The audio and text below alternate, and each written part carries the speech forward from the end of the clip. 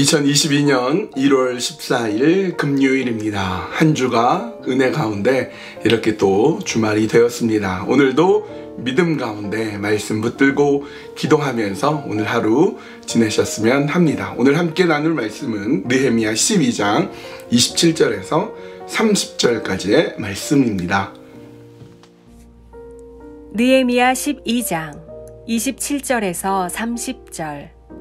예루살렘 성벽을 봉헌하게 되니 각처에서 레위 사람들을 찾아 예루살렘으로 데려다가 감사하며 노래하며 재금을 치며 비파와 수금을 타며 즐거이 봉헌식을 행하려 하매, 이에 노래하는 자들이 예루살렘 사방들과 누도바 사람의 마을에서 모여들고 또 백길갈과 게바와 아스마웻 들에서 모여들었으니, 이 노래하는 자들은 자기들을 위하여 예루살렘 사방의 마을들을 이루었음이라.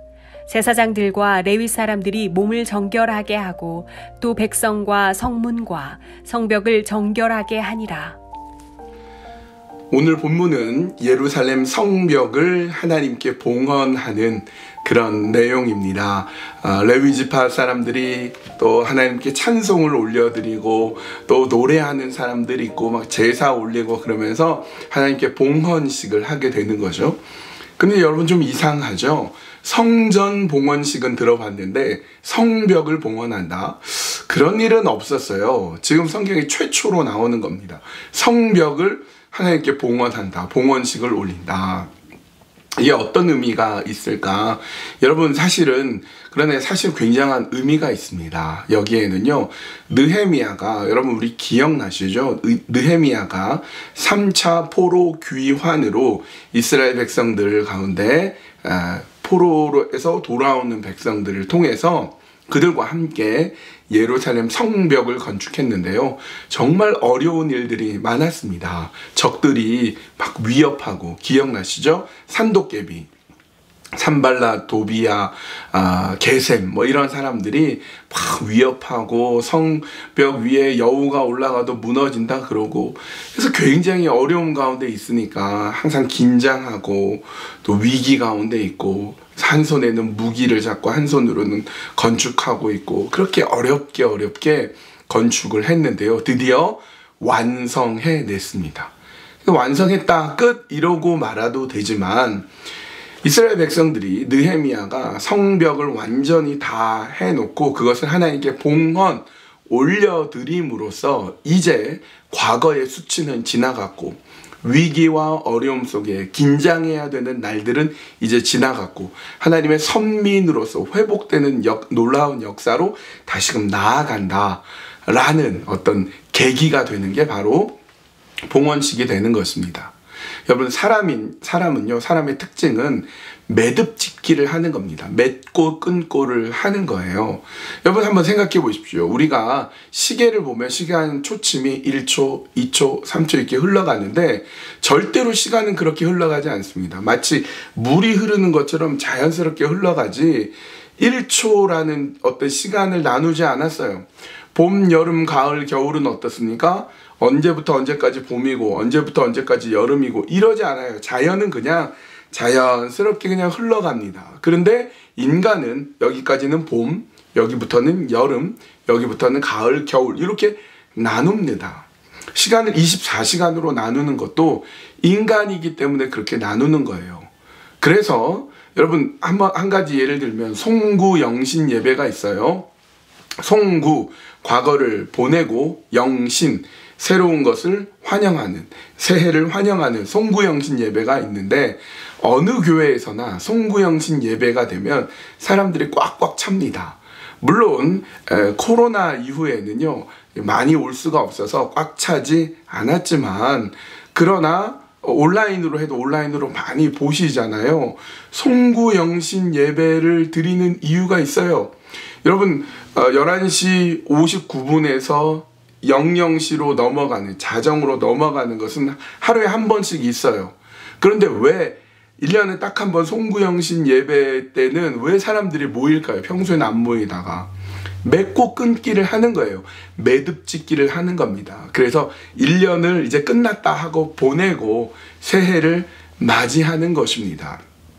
이처럼 지금 이스라엘 백성들이 성벽을 다 완성해 놓았는데 이건 보통 그냥 끝났다, 완성했다 이 정도가 아니라 그렇게 성벽을 완성함으로써 매듭짓기를 하는 거죠. 이전에 노예였고 이전에 긴장했고 이전에 어찌할 바를 몰랐던 그런 위기의 상황은 이제 지나가고 이제 하나님께서 우리에게 새롭게 미래를 향해서 전진할 수 있게 만들어 주셨습니다 라는 것을 고백하는 그런 예배가 바로 성벽 봉헌 예배가 되는 거죠. 예루살렘 성벽 봉헌이 되는 것입니다. 그러면서 지금까지 성벽을 지을 수 있는 것도, 지금까지 예루살렘이 여기까지 온 것도, 우리가 여기까지 온 것도 하나님이 하신 것입니다. 그리고 우리가 아무리 열심히 성벽을 쌓아도 하나님이 지키시지 않으면 아무것도 아닙니다 라는 것을 고백하는 것이죠. 시편 127편 1절은 이렇게 돼 있어요.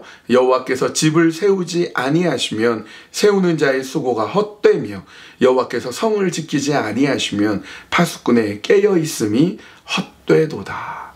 그런 고백으로 나아가면서 하나님 앞에 봉헌을 올려드리는 것입니다. 오늘 우리의 삶도 그랬으면 좋겠어요. 하나님, 나의 삶이 하나님께서 세우시고 하나님께서 인도하시는 그런 삶. 그래서 과거와는 절연하고 과거의 실수와 잘못된 것 잘 가라 인사해서 보내고 이제 미래를 향해서 나아갈 수 있는 그런 힘, 그런 하나님의 인도하심 가운데 서는 그런 멋있는 인생이 되셨으면 합니다. 이 시간 기도할 때에 하나님께 새날을 열어주심에 감사했으면 좋겠습니다. 그날이 그날 같고 오늘이 내일 같고 내일이 오늘 같지만 그렇지 않아요. 오늘 하나님께서 나에게 주신 새로운 날이고 하나님께서 나에게 허락하신 놀라운 날이라는 것을 고백하면서 하나님 오늘 주심을 감사하며 오늘 힘차게 믿음 가운데 서게 하여 주시옵소서. 그렇게 기도하셨으면 좋겠고요. 또 한 가지는 우리 선교사님 중에 최승일 선교사님, 에드먼튼에서 도시 원주민 사역을 하는 선교사님이십니다. 이 최승일 선교사님은 또 개인적으로 만나서 얘기도 나눈 적이 있는데요. 원주민 사역을 합니다. 그런데 원주민 지역에 사는 원주민보다 도시에 살고 있는 원주민의 삶이 더 열악하고 힘이 들지요. 그분들의 무너져 있는 마음, 어려운 상황 속에서 예수 그리스도의 사랑을 신고 그렇게 복음을 전하며 나아가는 최승일 선교사님 위해서 우리 함께 기도하셨으면 좋겠습니다. 우리 두 가지 기도 제목 놓고 함께 기도하시겠습니다.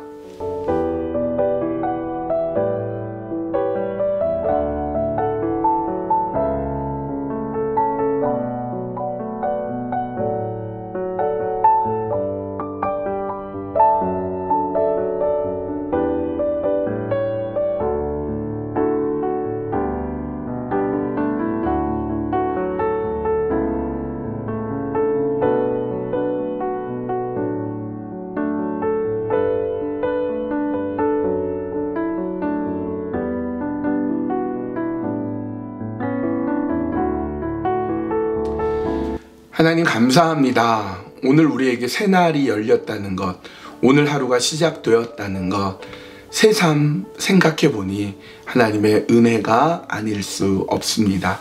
그렇게 하나님이 지켜주시고 인도해 주시며 감사로 새 날을 열어갈 수 있도록 인도하여 주시옵소서. 하나님, 파수꾼이 아무리 열심히 지켜도 하나님이 지켜주시지 않으면 그가 열심히 하는 것이 아무 소용이 없다는 것, 그 말씀 기억하며 하나님께서 내 삶을 지키시고 내 가족과 내 사업과 일터 가운데 함께 하신다는 사실을 놓치지 않고 그렇게 주님과 함께 믿음으로 나아갈 수 있도록 인도하여 주시옵소서.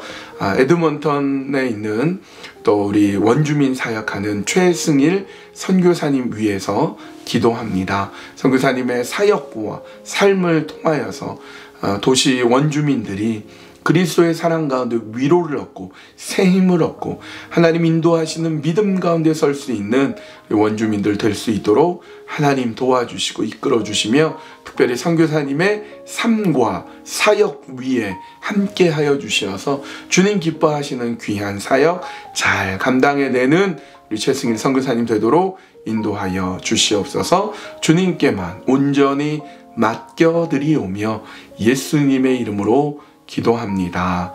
아멘. 예, 오늘 새삼스럽게 오늘 하루가 있다는 거, 새날이라는 게 참 감사하게 됩니다. 오늘 주말 그리스도 안에서 잘 보내시고요. 또 내일 토요일 아침 기도회 있습니다. 교회에서 혹은 온라인으로 함께 하시면 좋겠습니다. 그렇게 감사함으로 한 주를 잘 마무리하는 여러분 되셨으면 합니다. 오늘도 어떻게 해요? 매일매일 주님과 함께 동행합시다.